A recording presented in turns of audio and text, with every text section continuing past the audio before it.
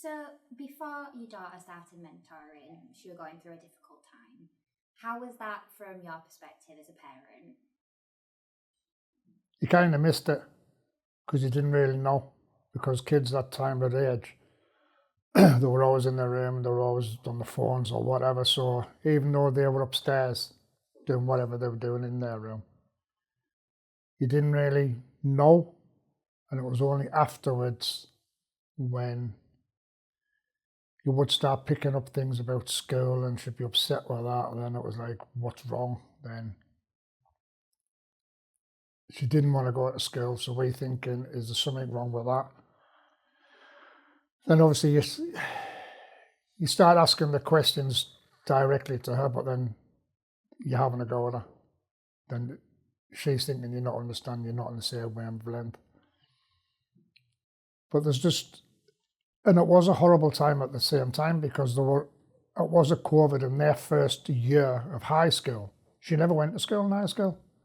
And it was leaving junior school, going into high school, not having the leavers school at the primary school, junior school, before going into year one. They missed all that, and it was home. So then they come even more isolated. But you were thinking it was normal because everybody was isolated. Everyone was working at home. And it was just times you would make a tea, she'd come down, but she'd take a little, I'll come and get it later.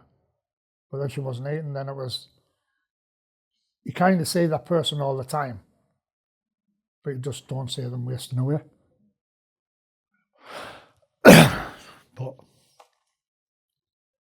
that's how hard it was, because you never saw it. So you guys were quite familiar with mentoring already, obviously, Yeah. because you've got that relationship with it.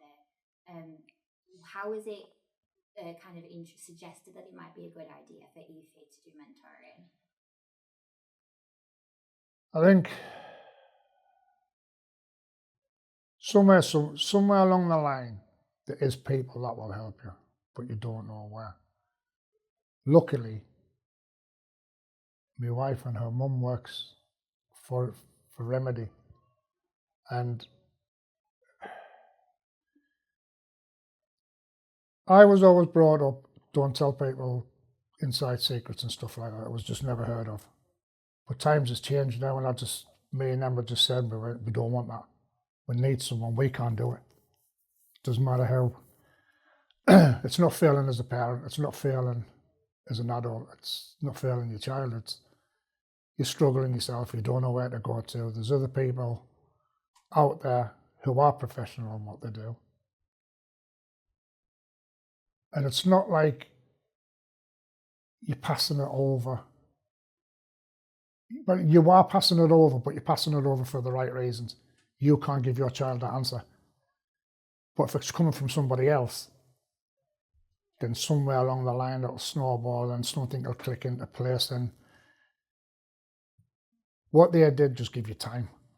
It wasn't a 5-minute job, it wasn't a 2-minute job. It was, some people are complex, some people need that extra help, and I'll always sing the praises for me because she's there.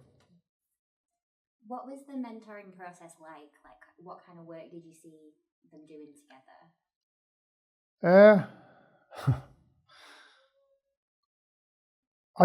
I never saw it personally as in there were one-to-ones, and it was more comfortable Aoife being with the person the mentor she was with. And as far as I was concerned, that was her safe place. Whatever was said to the mentor stayed with the mentor, unless, in my experience, it was a proper risk factor, whereas you've got to allow other people on. But I don't think there was any of that showing with Aoife, but it was her safe place, and trust is hard to build. But she knows we've done it for the right reason, and I think that's what helped more. What changes have you seen in Aoife since going through the mentoring process? She's here. She's here. She's fitter. It is kind of weird because